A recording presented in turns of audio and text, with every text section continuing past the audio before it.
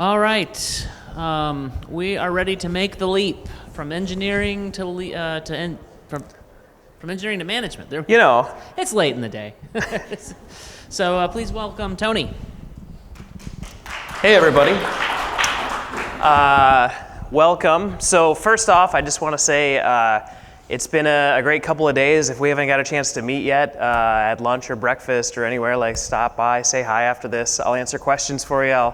I'll literally answer anything. So I wanted to say first thanks to all the sponsors, the organizers, the speakers, all of you for coming. It's an amazing community and it's great to get everybody together like we do every year. So it's good to see new faces, old faces, people I know, people I've met. It's been great. So today, I'm going to talk about making the leap from engineering to management. It's something I've done. I would call it more of a stumble than a leap, something that I've done. It's taken me, about 20 years. So a little bit about me right now. I'm the Director of Technology at Irish Titan. We're an e-commerce agency here in Minneapolis. And a couple fun facts I like to tell people about. I am both a high school valedictorian and a college dropout. So you could, I don't know how that worked, but it worked out for me. If you do want to talk to me, if you promise me tacos or coffee, I'm going to say yes, no matter what. And lastly, I was promoted into management with no training at all. It's something that's happening probably more often than people are willing to admit. I see software engineers go up the career path and they become a senior software engineer or a principal engineer, and somebody says, you know what, they should run the team now. And I see a lot of those people fail, and it doesn't make me real happy. So I'm hoping today to give you guys some tips, some things I've learned along the way that you can take away from here. If you take away just one or two things, if I help just one of you, I've done my job. I've helped bring somebody else along. So let's start from the absolute very beginning. So what I call the beginning is origin here. So I grew up, I was the son of a computer programmer, which you can tell from my dad's amazing beard. He was a computer programmer, and a music teacher, and that was my mom. We grew up in a household, there was both technology at a very early age and a grand piano. So I learned how to play the piano. I learned how to work on a computer. We got our first computer sometime in the mid-'80s. I couldn't tell you the exact year. I do remember that it didn't have a mouse. I remember getting our first mouse and thinking, boy, this is stupid. Like, how do I get to the place where I can start my games from? And I might have been wrong about that. We'll see. Maybe the mouse, no one will like it in a few years, and I'll have been right about that. But for the time being, that seems a little short-sighted. I also, like I said, loved music. Took lessons, learned how to play piano, learned how to play guitar.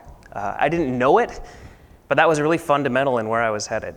So as I continued to grow up, we had a computer lab in our library, which if you were lucky enough, you could sign up and get 10 whole minutes on the internet in the computer library on a 14K baud modem. So I tried to do that every single day and learn what I could. And I found Geocities. I started looking at it, and I thought it was just the most fantastic thing ever. And I started thinking about, I like music, and it was sort of naturalized. There were all these Geocities sites, and for those of you that weren't around, they were full of MIDI files, and music would play in the background, and it was sort of 8-bit sounding. I thought it was really cool. So it was natural for me to think, I want to build one of these. So I did, and I started learning everything that I could possibly learn about HTML through view source, how to program MIDI, how to put it on the web. And from there, I decided, like, all right, I want to go study this somewhere. I want to learn about this full time. So I left home, 17 years old, and I left to college to study music. I thought a music degree was probably better for me than a technology degree. It seemed to fit more with my personality, but there was this small itchy part of my brain that kept thinking about technology. So I call those my freelance years, and they were some interesting years. So I got to school, and while I was studying music, I immediately joined a band. People were like, "Oh, you play guitar? This is neat. You should be in our band." And I said, "That sounds great." And we started playing around. This was about 1997 or so. and ended up getting a management contract, going on tour, playing music, and so I quit school to play in a band. I made us a website. It was not great, but it was a website. We would show up and play with these other bands at venues, and they would see this website and they kind of, stared at me like, that seems important. How do I get one of those? Nobody really knew how to get one, and so I volunteered. I said, I'll make you one. And so that's how I got my first paid website. There was a band out there, and they said, we'll pay you to make one. I said, oh, that sounds great. I would also say that I learned a lot about code, but probably even more about clients. When you're out and you're working for people directly and they'll sit down across from the table and tell you about your work, you're gonna learn a lot. So 2 things that I learned from this part of my life that apply to my management now. First one is that clients don't care about technology. I hate to be the bearer of bad news for a room full of people who do development, but when I started writing code and writing these websites for bands, I was doing them all in HTML or very simple PHP. And then there happened to be a thing called Flash. And so I got so excited about what I could do with Flash. And I tried to sit down with a bass player in a band and say, you don't understand, like this Flash thing, we're gonna do animation and there's gonna be music. And they were like, will people come to my shows? And it started to dawn on me, I didn't like it, but nobody cared about the technology. They just cared about what it did. So they cared about their shows, they cared about selling t-shirts. Another lesson that kind of solidified that for me is I watched bands move all their music to mp3.com and stop making their own website. If you weren't around during that time, all the bands started to amass all of their music on this mp3.com, and you could put your shows on there, and you could put your music on there, and they didn't need me anymore. So, tough lesson, but I learned it well. The other thing that happened to me during that time is I had to start thinking about contracts. So you might not know this, or you might know this, but bands are not well known for paying on time, having a big budget, paying at all. And so they always wanted more too. Like, I'll pay you next week. Can you just add this one next thing for me? And so getting paid was really painful. I used to do some work. There was a band out there. What was their name? Redacted. That was their name. I don't want to talk about them. But they had me do 12 t-shirts, 4 hats, a website, and 2 album covers. And they offered me 3 free t-shirts at the end of it. And I said, that's great. So I started thinking about, like, how do I get paid? How is this going to work? And I tried to write a contract, and again, I didn't know what I was doing. But I thought if I wrote down on paper, here are my expectations for what I think you should pay me. Here is what I expect you to pay me. This is how much I need before I start. It started setting those proper expectations with these clients that I had, and it actually made me more legitimate. It weeded out people that I didn't want to work with. And I also, from there, was allowed to sort of make these packages. I would say, okay, band A, I'll do your website for you. And band B, I'll do an album and a t-shirt and a website, and I could put a price on it, and I could make a product. I could sell it over and over and over. And you're gonna need to know this if you start working in technology today and have a team and you're managing people, because they're counting on you. Today, whenever we have a new client come in, I generally have to go read through a master service agreement. I have to start thinking about how they're gonna pay. I have to start thinking about the scope of what we're gonna do, and I have to get all of that into one little document, because my team is counting on me to get that right. And if I don't get that right, they're gonna have a really bad time. It's my job to take care of them. So, I left those freelance days behind. Like I said, bands weren't great at paying. I had my first son born in 2004. I needed insurance. I needed to be paid more regularly. And so I decided to get a job, and I didn't know it at the time, but I started looking around, and I got hired at a place called Taylor Corp. And I got that job because the manager who was looking to hire somebody played in a different band that I had done a website for. I have no idea, it worked out like that. He came to me and said, I need somebody that gets this. And you do it better than anybody I've interviewed from the college. And I said, all right, well, you can believe what you want. I'll help you out. Hired me on. So I took my first, my real job at Taylor Corp. I finally sold out. I was ready to make the money, get the insurance. And I worked at a subdivision of Taylor Corp, a group of about 60 to 80 people called Blue Hue Interactive. We were responsible for e-commerce sites built on a cold fusion platform. So I was the one that was assigned the work to say, the design team over here has a Photoshop file and a vision for what they want to do, and over here is the cold fusion platform. Please take their design and put it on the platform and make sure it looks right. And so I got really good at doing things like CSS and JavaScript. That was around the time of CSS Zen Garden, if any of you were around for that, where you had the same markup every single time and you had to change how things would look. And that grew me a lot, and I started doing these. I did one after the other, and pretty soon I fell into that trap where they said, you're good at this, why don't you lead the team? And I again said, sure. I always threw my hand up and volunteered, took on all sorts of things I didn't know how to do.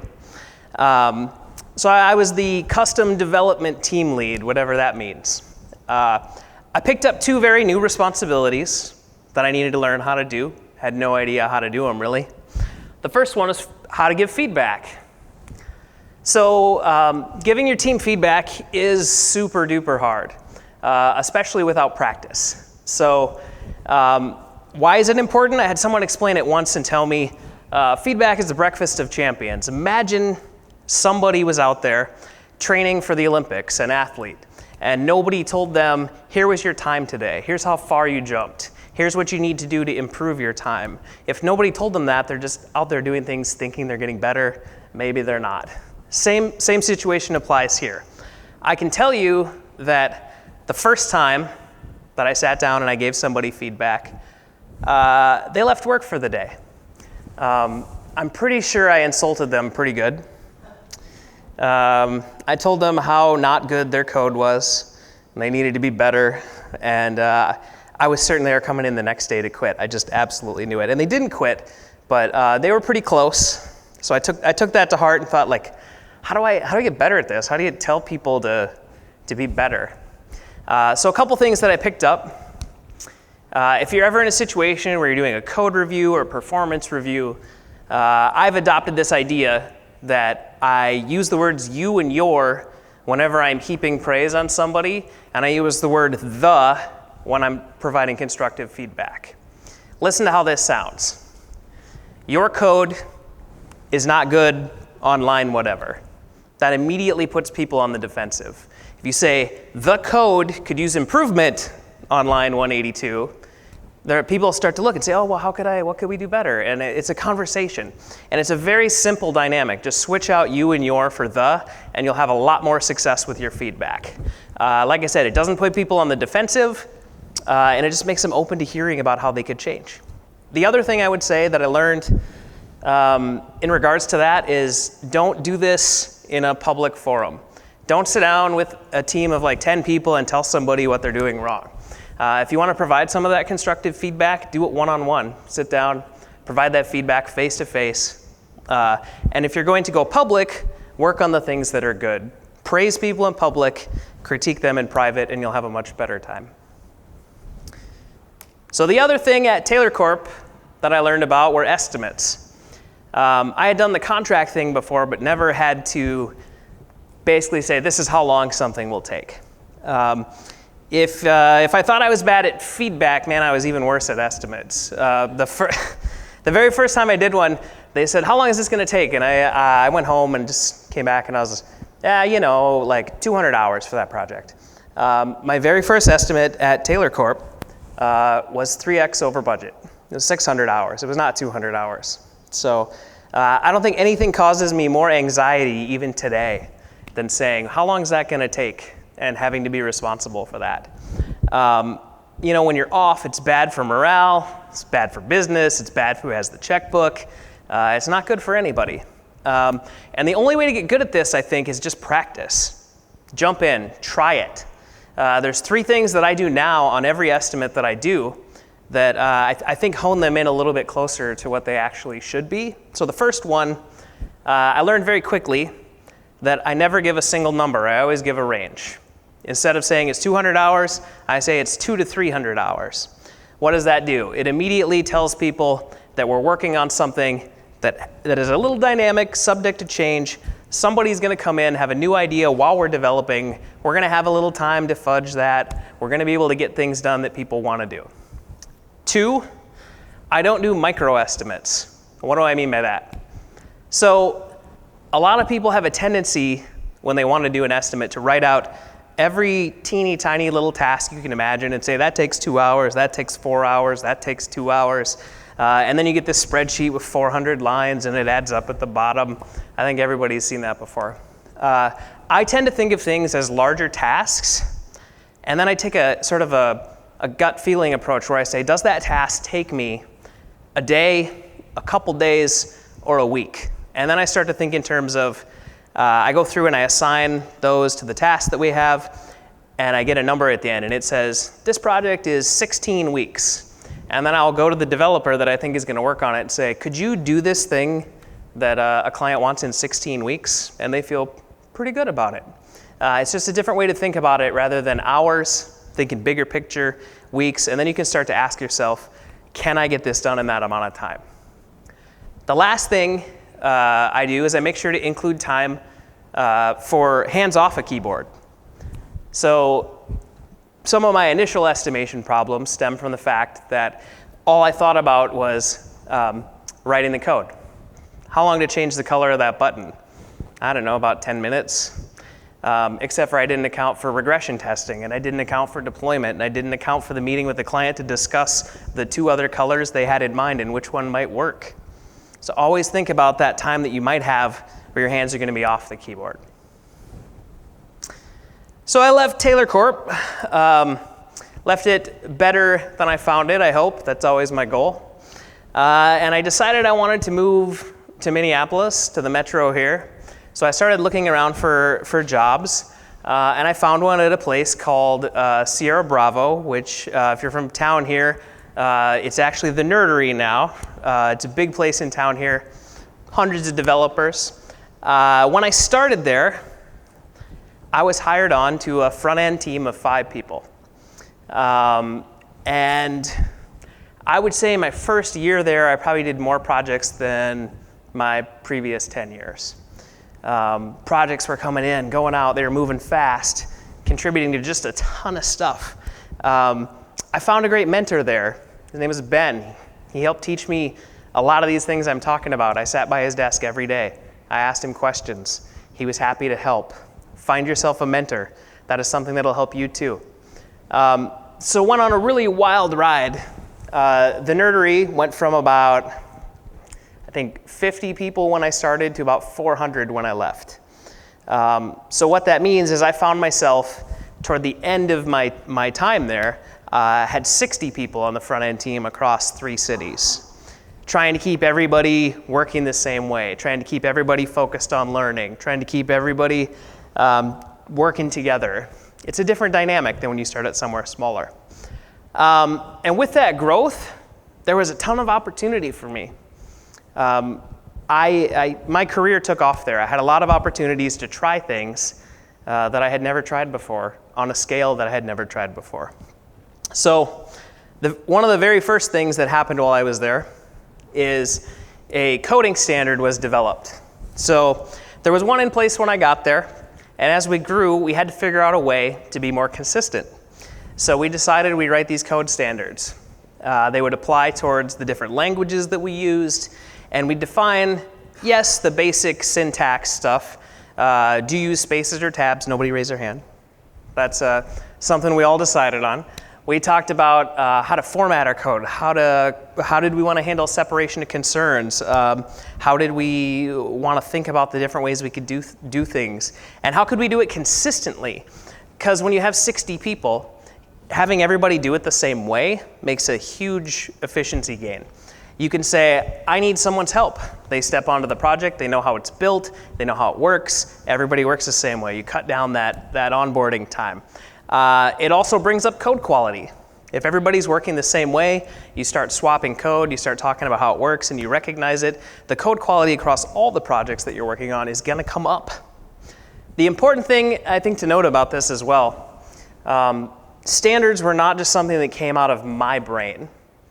We decided that we would have a committee, and there would be a group of people that would sit down and build a consensus around ideas and how everybody should work. That way, everybody felt like they had a voice in this. Everyone could have buy-in. Consensus is super important.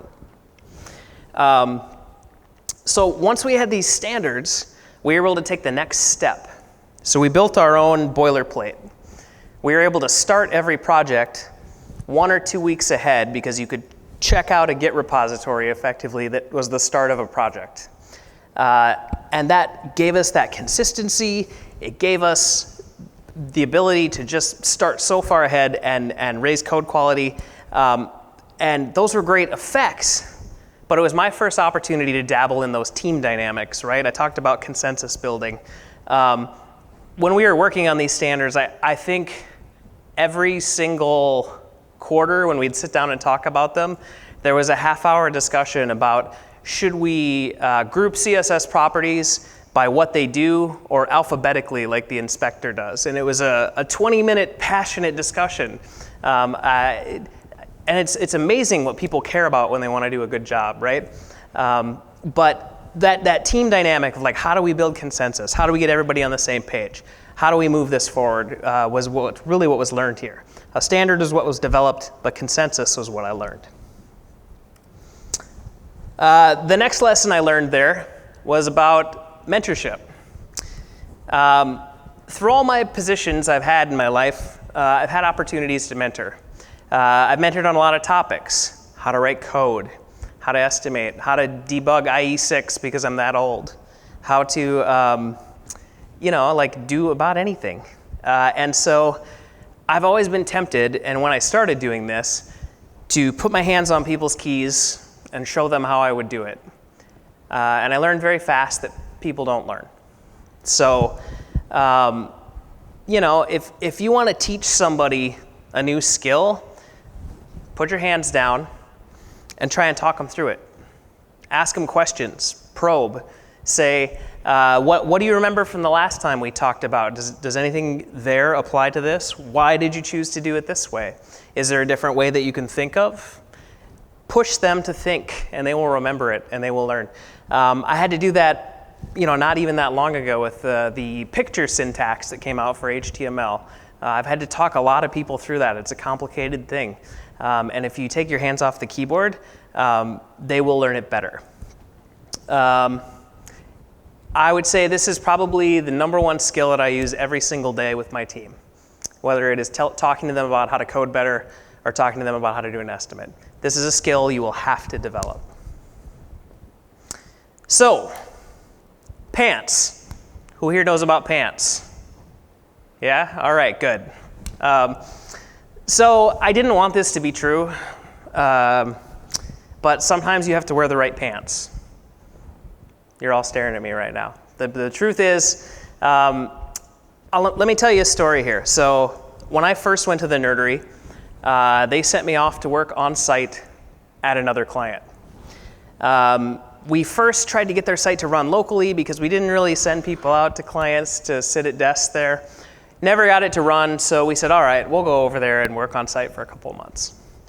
I worked there 2 days, and management pulled me aside and said, hey, Tony, we're a business casual environment here, and everyone's really uncomfortable that you're wearing shorts. And serious, that's a true story. So I was enraged, of course. I was like, what do you mean I have to wear the right pants? And I went back to the Nerdery, and I went to talk to the founder. His name was Luke. And I sat down with him, and I was really upset. And I said, Luke, they're having us do this stuff. It's unbelievably bad. The software is bad. The code is bad. And you won't believe it. They want me to dress up. And he looked at me, and he said, can you dress up as whatever you want? which was classic Luke, if you knew Luke. But two things there, right? He, as a leader, knew how to diffuse that situation. He made it funny. He made it a conversation. He made me drop my guard. He made me willing to talk about that stuff. And it wasn't, of course, just about the pants. It was about working in a different culture that I wasn't comfortable working in. And we worked that out. And I did learn, you do have to wear the right pants. Like if you go to an interview, if you're going to meet with a client, it is an important thing. And so I don't have a picture. I wish I did. Brian would tell you, I worked with Brian when I was at the Nerdery. I had this amazing beard. It was down to here. My hair was down to there. And I cut it off for an interview, and I think I shocked my entire family. But sometimes you have to make sacrifices to move things forward. And I did in that case, and things worked out, I guess. So the next lesson and the last thing I learned while I was there was about hiring. So besides that beard, the thing that I was most proud of at the Nerdery was who I hired and how that went. So we had a process there, thankfully, when I got there that was pretty good. We would have people apply for a job. They do a first interview. If they seemed like they were doing a good job, we would then say, all right, take this code challenge. Send them home with it, have them send it back in at their leisure. And one of the senior engineers would look at that code and say, yeah, they should come in for a second interview, talk about it. So we used that process when I started there and when I left there. I had the opportunity over that 5.5-year span to interview just over 500 people, and I hired about 40 people that I interviewed. So hiring, interviewing is one of the most impactful things you're going to get an opportunity to do once you're into management, but you're not going to get a lot of chances to practice it before you get there. So if you're interested in this, talk to your boss now, talk to your manager, and ask if you can get involved. You're going to start to learn what matters. You're going to start to see resumes. You're going to start to talk to people and feel out what's important to your organization, and you're going to be able to have to answer questions for them. They're going to ask you, what's a typical day like? Why should I work here? And you're going to have to be able to answer all of that. And if you do get into management, you're going to have to answer that not only in interviews, but for the people that work for you. So you also get an opportunity to see how people respond to feedback in those interviews. I think every interview I ever did, I tried to tell somebody something constructive for them to learn from and see how they would react. Because it was super important that the people on my team knew how to take feedback and run with it and grow. I will tell you, in doing that, I had a lot of strange things happen in interviews. So without names, but I interviewed people, a couple of stories from there. One, I was giving someone feedback, and they stopped talking, and they offered me the Chromebook in front of them for the job. They said, do you want this? Like, if you hire me, you can have this. And I was like, what? I also had a person I was giving feedback to about their code in an interview start to get visibly frustrated, start hemming and hawing, and started taking deep breaths. And I stopped the interview and I said, you seem to be feeling here a little bit something, did you want to talk about it? And the person sat there and took a deep breath and said, I feel like you were at a dinner party and you told me to make spaghetti, and now I'm here, and you're like, where's the lasagna? And I was like, all right, this interview's over, but yeah. So you're gonna run into these interviews, you're not gonna know how to respond, you're gonna get practice, weird stuff's gonna happen. Develop a process, be prepared, talk to people, get to know them. So when I left the Nerdery, I decided to really get into management. I didn't have real management responsibilities when I was there. I had people, but I didn't own compensation. I didn't handle some of the bigger picture, worrying about dollars, worrying about strategy, and I wanted to get into that.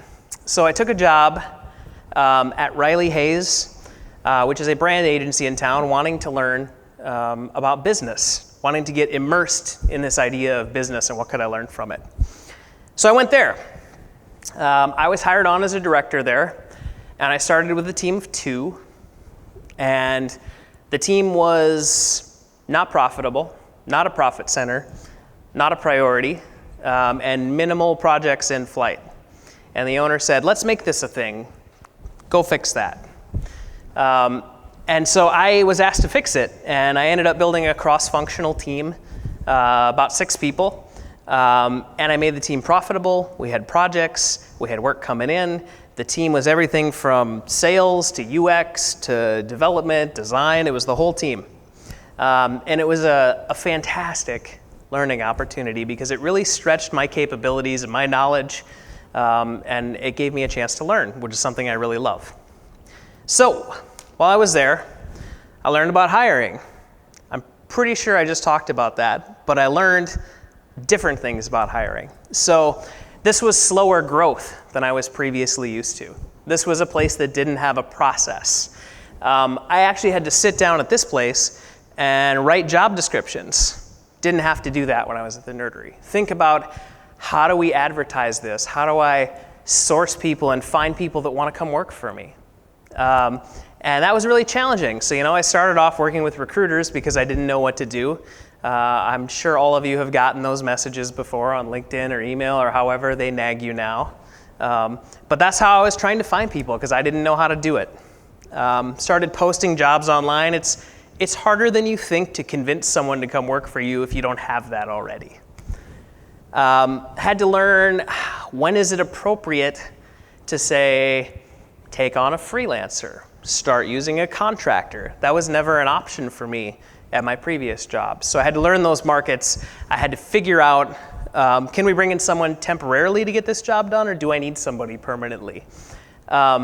So the very first time I decided to post one of those job descriptions online for this, I learned the hard way about the quality of those. Like, I didn't mention that I wanted someone to work in the physical office here, and I think I got 200 applicants the first week, most of whom did not live anywhere around here and didn't want to live around here. And so I had to write I think I wrote most of them back and just say, like, look, that's not what I'm looking for, and I had to take a second attempt at that.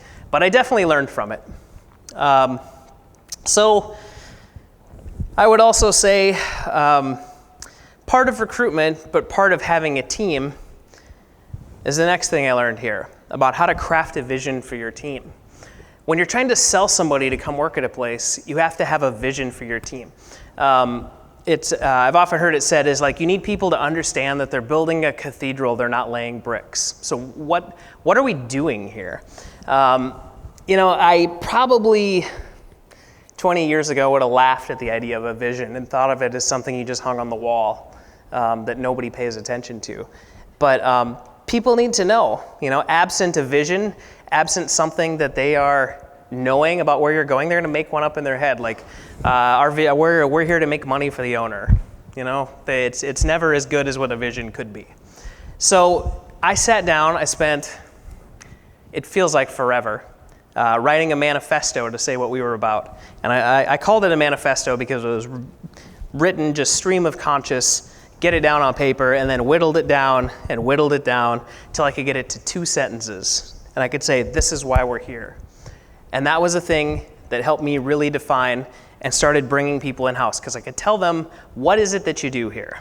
And it united the entire group around a common goal, the idea that we're going somewhere. Very, very powerful lesson in team dynamics again. So as I brought on that team, I learned about team stuff and things. I didn't have a good name for this slide, so I just put stuff and things up there. So again, things that maybe I didn't see valuable 20 years ago, things like team meetings, one-on-ones, communication, how to talk to your team about that vision. It has to come through in every conversation, in every meeting that you have. And the most important thing as a manager, the most important meeting I have are my one-on-one meetings with my team. I tell everybody that works for me, they can schedule one-on-ones at their leisure. I want to talk to them at a minimum every 2 weeks. If they want to talk more than that, please schedule more than that. I let them control the cadence. They make the meeting invites because it's not my meeting. It's my job to say, this is your meeting, and I don't ever want to be the person like just rescheduling things. I want to ask for permission if I need to move something, because that's a very important meeting. And you have to go to those meetings, and I encourage people to make them awkward. Not in a off-color sort of awkward way, in a tell me all the stuff, it's not working for you. Let's talk about it now. I'd rather talk about it right now than in an exit interview. And so people bring you things. They come and they say, I don't like working with this person, or I don't think the company should do this project. And you have an opportunity to talk about the things that are bothering them that you can actually help with. And if you can dig through that, you'll keep employees for a much longer time, and you'll keep them focused on this idea of where we're going. And without that awkwardness, I promise you, you will not make any progress. People will come and go. You'll build a place that has a revolving door, and people aren't going to stick around. So just a couple things left here. I just wanted to touch on this one. It's not a very fun topic. Firing people sucks. I have fired 9 people in my life, and I still know every one of their names and how that meeting went. It still makes me uncomfortable to think about. Nobody talks about this stuff. Nobody teaches you how to do it. You will have to do it. But what you have to know, if you're ever working with people, and this is something that could happen, is that everybody's a human and everybody deserves a chance. If someone is struggling on your team, that is your failure as a manager, as a leader. It is your job to bring those people up. It is your job to tell those people that they're not meeting expectations. It's your job to sit down and explain what the expectations are and give them a path to success. And if you don't do that, you're gonna fire more than 8 people. So if you do find yourself in this scenario and you have to do it, there's no other way out, be quick about it.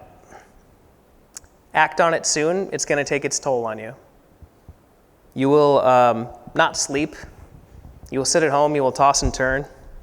And if you think about it for a month, it's going to weigh heavy on you, and it's going to impact your other decisions. So if you have to do it, be quick about it. When you actually have the day of come around, don't do it alone. Bring support. Have somebody come with you. Talk to the person and be respectful. Be honest with them. Tell them what's happening. They're humans. I've learned over the course of the few times I've done it, I always try and be respectful, and I've learned, like, I keep a box of Kleenex in my office, and that's not just for firing people. People come to you with problems. Have something there that's comforting for them if they're tearing up. I also have offered every single person an opportunity to come back at a time when the team's not around if they want to come back and collect their belongings when people aren't around. There are ways to do this respectfully, and it's really important that you handle it that way. This is a small community. Lives overlap. You're probably going to see those people again sometime in your life. So handle it like they're humans. It's never going to get easier for any one of you that has to do it. So the last thing on my list here that I wanted to talk about is financial literacy. So, is anybody here an MBA? That guy. You want to talk to that guy right there. I'm not an MBA, but there's plenty of people that are, and they're usually willing to help. So the first time I met with the owner at Riley Hayes, he threw a P&L in front of me. And he talked to me about things like debt equity ratio and salary to AGI, and he had me meet with the CFO. And I was like, what are all these numbers? These are fun. And so I sat down with one of my friends who's an MBA, every Wednesday for a couple of months and picked up as much as I could. But you're going to need to be able to be financially literate. You're going to have to be able to look at like any sort of statement or P&L. You're going to have to learn terms that your owner says, like EBITDA or AR, or he might say something like, like he wants to talk about COGS, and you're like, what is COGS? I don't know what that means. And so you're going to have to pick that up, and you're going to need it not just to talk to your owner, but so that you can think about the levers that are available to you when you're in leadership. So If you're struggling with realization, what are my options? What can I do here? If you're struggling with utilization, what can I do here? Knowing that stuff gives you the power to help contribute to the decision making as opposed to just going along for the ride. One other financial bit here that I picked up, for the very first time at this job, I had to negotiate a contract with an ISP for our VoIP services, our Wi-Fi, and I knew the financial terms, and I was able to go in and talk about contract length. I was able to talk about discount, able to talk about bulk pricing, how could we upgrade, and just sort of over time, all of these things have built on top of each other, from knowing about contracts early on to learning about financial literacy at this point. And it's all laddered up, and it's given me a chance to make this leap over to management, which has been great. So the number one thing I would tell you, financial literacy, find someone and have them help you, because it's a tough one to learn. So the last thing here, I left Riley Hayes, left it again in better shape than I found it, and I found a job over at Irish Titan.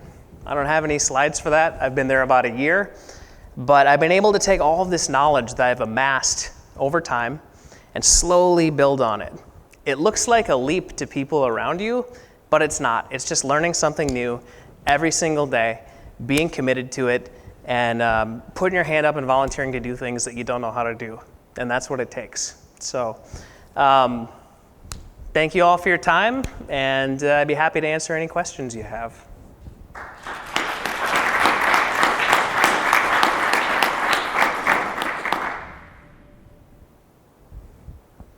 Questions? Yes. So, excellent presentation. So, growth, I think what you mentioned, the last part of it is stepping outside your comfort zone. Oh, yeah. How do you, like, when you were working with your team, how do you, if you're getting people to train for leadership? Train into leadership? Yeah. Train leaders. Yeah. Asking someone to step outside the comfort zone, and that growth and comfort are not going to be. Those don't go together. Yeah. So one thing that I immediately started putting in place at Irish Titan, where I've been now, is a career path for engineers, and said, okay, we have 4 different engineer types you can be. You can be an associate engineer, software engineer, a senior engineer, or a principal engineer. And I set up expectations around those. Here are the things you need to know to go from one to the next.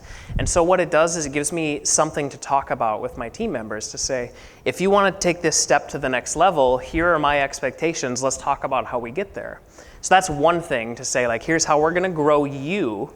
And then there's also this concept that I have of business empathy. I think that most people that write code all day or work at a desk all day or design things all day don't understand the business dynamics at play. They don't always understand the decisions that are being made. And so I believe in being as transparent as I can and saying, look, this is how we're doing. If you want me to explain it, let's talk about it. Let's step through it. Let's talk about why our hourly rate is what it is. Let's talk about why our goals and our metrics are what they are. And I try and share absolutely as much as I possibly can.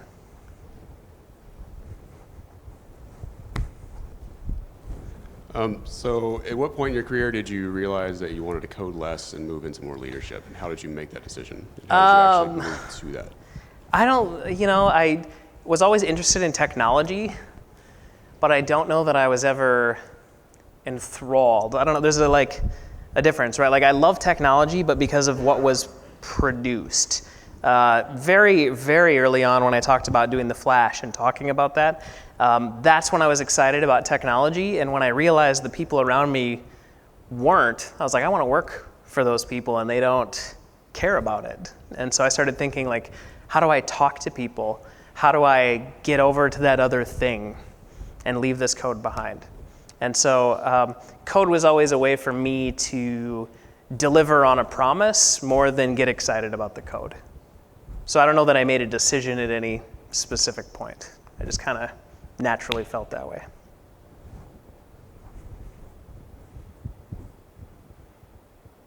All right. Well, thank you all for your time again, and thanks for a wonderful conference.